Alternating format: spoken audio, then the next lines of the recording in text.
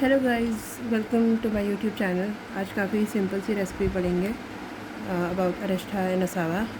And if you are focused then it's very easy to learn. Okay, so let's get started and थोड़े basic facts को establish कर देते हैं। So asava and arishta are basically your hydro alcoholic Ayurvedic liquid medications, right? And most important thing is that they are prepared by fermentation. Okay, so Arishta की बात करें तो Arishta usually decoction से ऑब्टेन होता है और जो असावा है वो इन्फ्यूजन प्रोसेस से ऑब्टेन होता है। माने कि जो अपने एक्टिव इंग्रेडिएंट है जो कि फॉर्मुलेशन में एक तरह से डिफ्यूज़ होंगे, तो अरिष्ठा में वो डिकॉक्शन के प्रोसेस से होता है और असावा में इन्फ्यूजन के प्रोसेस से एपीआई अपना डिफ्यूज़ होता है तुम्हारे फॉर्मुलेशन में, तुम्हारी क्रूड ड्रग से। ओके, सो अरिष्ठा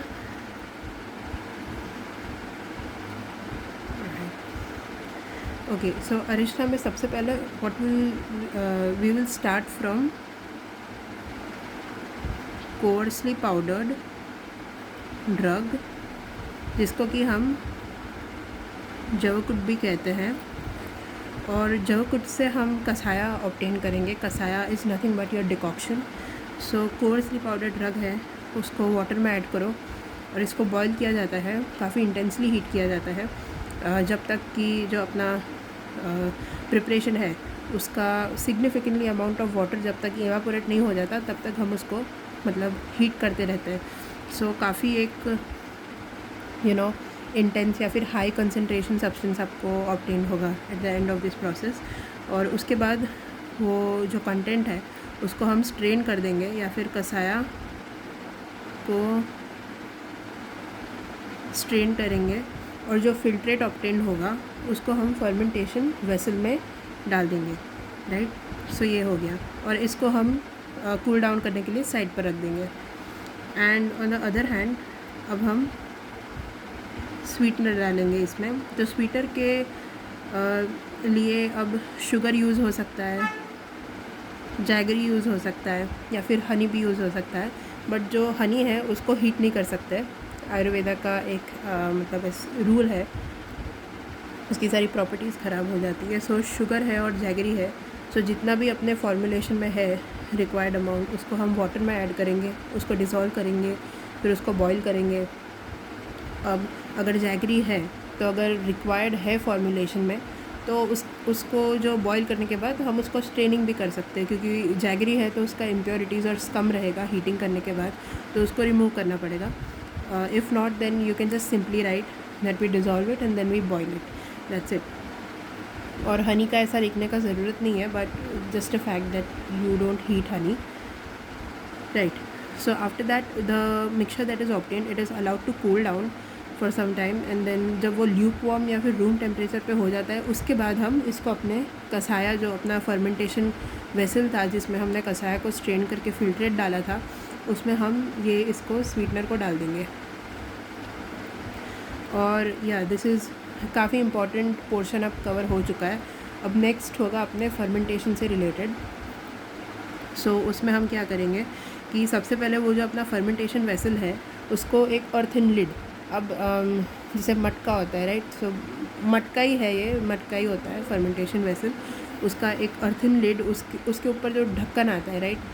उसी की बात हो रही है। वो अर्थन लिड उसके ऊपर रख दिया जाता है और फिर इम्पॉर्टेंट है कि हम इसको एयर टाइट कर दें ये वेसल को।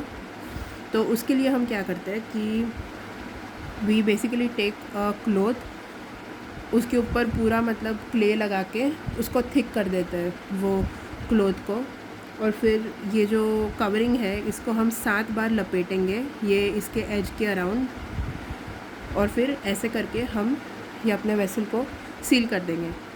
ओके, सो नाउ फर्मेंटेशन के प्रोसेस के टाइम एक बहुत इंपॉर्टेंट चीज़ जो है वो है कि कांस्टेंट टेम्परेचर तुम्हारा मेंटेन रहना चाहिए फर्मेंटेशन के टाइम।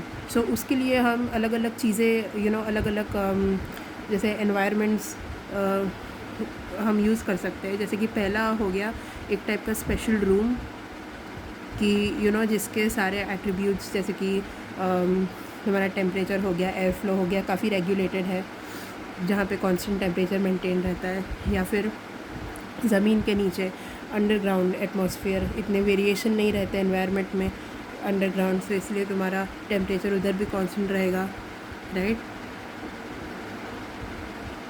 अंडरग्राउंड, सेलर, और फिर थर्ड आ गया तुम्हारा heap of paddy, right. Heap of paddy माने कि नथिंग, तुम्हारा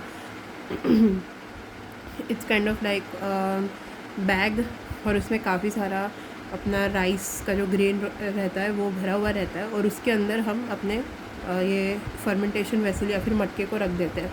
हमारे कॉलेज में एक्सपेरिमेंट किया था सर ने, तो उसमें क्या किया था सर ने कि बाहर जो मतलब गार्डन रहता है वहाँ पे पूरा खोद के, you could say it was like underground use किया गया था मेथड। ओके, सो अब हमने इसको प्लेस कर दिया है, right. So after a specific duration of time हम उसका लिड रिमूव करेंगे, और जो कंटेंट है उसका सैंपल लेंगे, और फिर सैंपल को हम टेस्टिंग करेंगे टू एनालाइज़ कि फर्मेंटेशन कंप्लीट हुआ है कि नहीं हुआ है, ओके।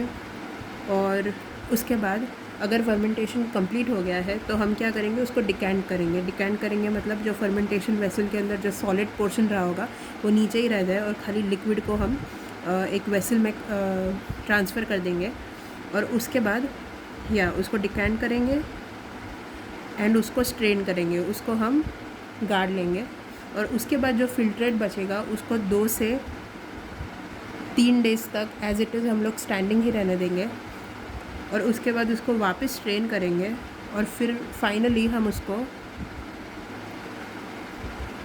एम्बर कलर्ड बॉटल्स में फिल कर देंगे, and then it's good to go. So now अभी तक हमने अरिस्टा डिस्कस किया, so now let's talk about asava. जैसे कि मैंने पहले बोला कि ये इन्फ्यूजन बेस्ड रहता है। सो इन्फ्यूजन बेस में हम सबसे पहले क्या करेंगे कि